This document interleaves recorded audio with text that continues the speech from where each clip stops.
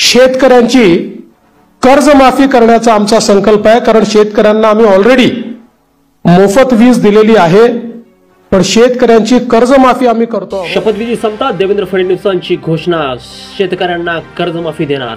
मित्रांनो, निवडणुकीची धमधूम संपली आणि सरकारही स्थापन झालं, पण शेतकऱ्यांना दिलेल्या आश्वासनांचं काय होणार? महायुती सरकार खरंच कर्जमाफी देणार का? सोयाबीन पिकाला हमी भाव देणार का? नवं शेतकरी योजनेचा जो काय हप्ता आहे तो खरंच 15,000 रुपये करणार का? त्यानंतर भावांतर योजना यापुढेही सुरू राहणार का? या सर्व प्रश्नांची उत्तरं ह्या व्हिडिओमध्ये जाणून घेऊयात। शेतकरी मित्रांनो, प्रचारादरम्यान मोदी महाराष्ट्रात आले आणि जाहीर सभेत देवेंद्र फडणवीस यांनी असं सांगितलं की तुमच्या आशीर्वादाने जर महायुती सरकार पुन्हा सत्तेत आलं तर कर्जमाफी देण्याचा निर्णय त्या ठिकाणी सरकारने घेतलेला आहे।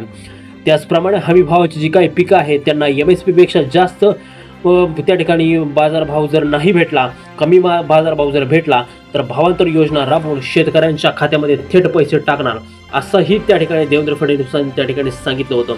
त्यामुळे छत्रपती संभाजीनगर येथे झालेली त्या ठिकाणी एक बैठक होती।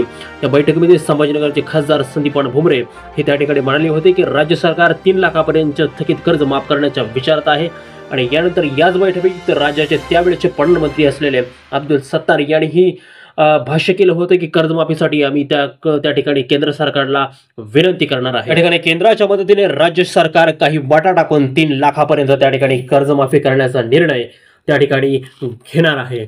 आणि आनंदाची गोष्ट अशी आहे की या बाबतीत जी काय माहिती आहे ती बँकांकडून त्या ठिकाणी घेणं सुरू झालेलं आहे। सांगायचं झालं तर लोकसभेत सरकारला शेतकऱ्यांमुळे चांगलाच दणका बसला होता आणि तीच गोष्ट लक्षात ठेवून विधानसभेला अनेक आश्वासनं त्यांनी देऊ केली आणि त्याचाच फायदा पुन्हा महायुती सरकार हे निवडून आलं। त्यामुळे त्यांनी दिलेली आश्वासनं ते पूर्ण करतील अशी राजकीय वर्तुळात त्या ठिकाणी चर्चा सुरू आहे।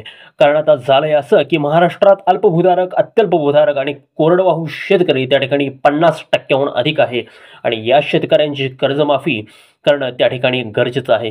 कारण हे शेतकरी त्या ठिकाणी जमीन गहाण ठेवतात, परिणामी शेतीही विकतात। नापिकी, कर्जबाजारीपणा, पिकांना भाव न मिळणे यामुळे दिवसांदिवस शेतकऱ्यांचं उत्पन्न त्या ठिकाणी कमी होत असतं।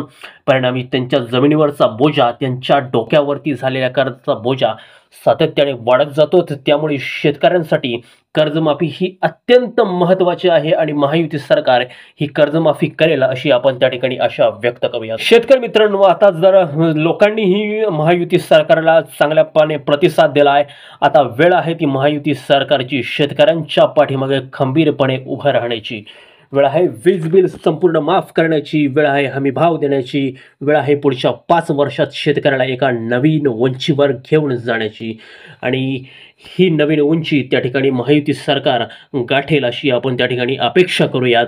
शेतकरी मित्रांनो, माहिती जर आवडली असेल तर व्हिडिओला त्या ठिकाणी लाईक करा, तुमच्या मित्रांपर्यंत ही माहिती जरूर पोहोचवा। सरकारने दिलेल्या आश्वासनं पूर्ण करेल का? तुम्हाला काय वाटतंय ते कमेंटच्या माध्यमातून त्या ठिकाणी आम्हाला आमच्या चॅनलवरती सांगा। चॅनलवरती जर नवीन असाल तर चॅनलला जरूर सबस्क्राईब करा। भेटूयात पुढच्या व्हिडिओमध्ये, तोपर्यंत मित्रांनो धन्यवाद।